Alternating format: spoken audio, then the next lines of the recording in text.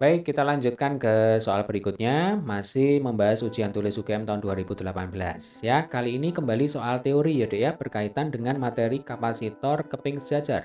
Fisika SMA kelas 12 ketika adik-adik belajar tentang listrik statis. Oke, langsung kita bahas. Kapasitas suatu kapasitor plat sejajar dapat dinaikkan dengan cara bagaimana? Jadi kapasitor plat sejajar itu kata lainnya adalah kapasitor keping sejajar. Kalau ada soal semacam ini, langkah awal adalah kita tuliskan dulu rumus kapasitas kapasitor keping sejajar.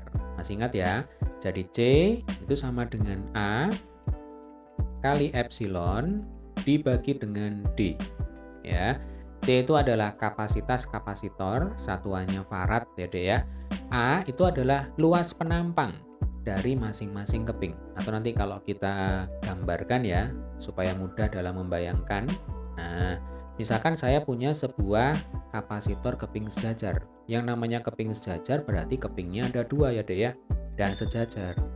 Nah, keping kiri misalkan bermuatan positif. Keping kanan bermuatan negatif. Nah, inilah yang disebut sebagai kapasitor keping sejajar ya. Luas penampang masing-masing keping itu simbolnya adalah A. Yang mana luas penampang keping yang kiri ini harus sama dengan luas penampang keping yang sebelah kanan ya. Kemudian di sini ada epsilon. Epsilon itu adalah konstanta dielektrik dari bahan atau permitivitas bahan. Nah, rumusnya adalah epsilon R dikalikan epsilon 0 ya. Epsilon R itu adalah permitivitas relatif dari bahan. Kalau epsilon 0 itu adalah konstanta dielektrik atau permitivitas ruang hampa udara. Nah, nilainya 8,85 kali 10 pangkat sekian. Ini saya juga nggak hafal ya, Dek ya. Dan nggak perlu dihafalkan, karena kalau misalkan kita nanti butuh dengan konstanta ini, ya, pasti nanti diketahui di soal. Jadi yang jelas, kalau epsilon 0, intinya di sini tidak ada bahan yang diselipkan di antara keping 1 dan keping 2, ya. Tetapi kalau ada bahan yang diselipkan antara keping 1 dan keping 2 ya, bahan dielektrik tertentu yang diselipkan di sini, maka nanti pastilah epsilon R-nya itu ada, ya. Nah, fungsinya itu digunakan untuk menaikkan kapasitas kapasitor. Nanti kita bahas ya. Kemudian D itu adalah jarak antar keping. Berarti D itu kalau kita gambarkan ada di sini. Nah, ini adalah jarak antara keping 1 dan keping 2. Jarak antara keping kiri dan keping kanan. Nah, kita kembali ke soal.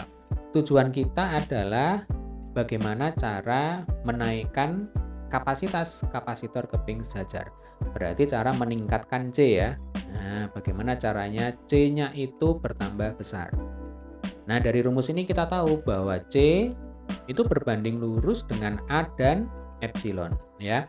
Maka supaya C-nya naik, upaya yang bisa kita lakukan ya, yang pertama adalah menaikkan luas penampang masing-masing keping ya. Kemudian yang kedua adalah meningkatkan konstanta dielektrik dari bahan. Nah, makanya tadi di awal sudah kita singgung ya.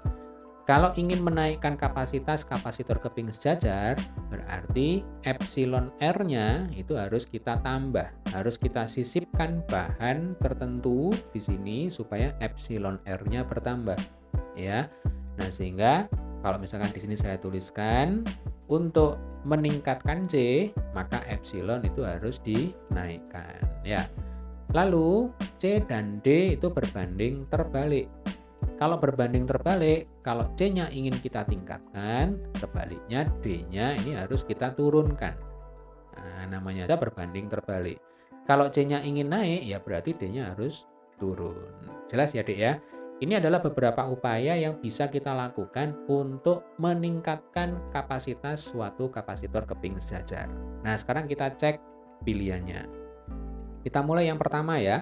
Menaikkan jumlah muatan. Muatan itu simbolnya adalah Q. Coba perhatikan rumus ini. Sama sekali tidak ada variabel muatan, tidak ada variabel Q di sini. Artinya, muatan itu tidak mempengaruhi kapasitas suatu kapasitor, ya. Berarti yang A ini pasti salah.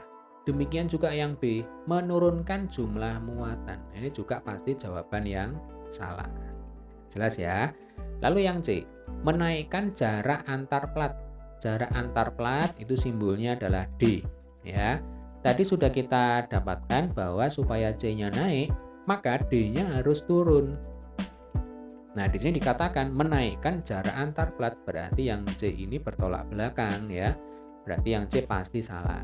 Nah, maka nanti jawabannya adalah yang D ya. Menurunkan jarak antar plat. Jadi kalau D-nya itu kecil, maka C-nya akan membesar, C-nya akan meningkat ya. Lalu yang ini jelas jawaban yang salah ya. Menurunkan luas plat. Luas plat itu A. Supaya C-nya naik, maka A-nya juga harus ikut kita naikkan ya. Jadi yang E itu jawaban yang salah, maka jawaban yang benar di soal kita kali ini adalah yang D, yaitu untuk meningkatkan kapasitas suatu kapasitor keping sejajar dapat kita lakukan dengan cara apa? Menurunkan jarak antar plat. Baik, demikian tadi adalah pembahasan soal kita kali ini ya.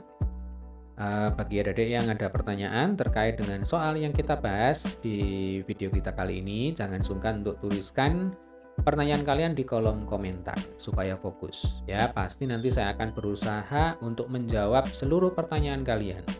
Oke ya, sampai ketemu di video pembahasan soal selanjutnya. Yang penting tetap semangat.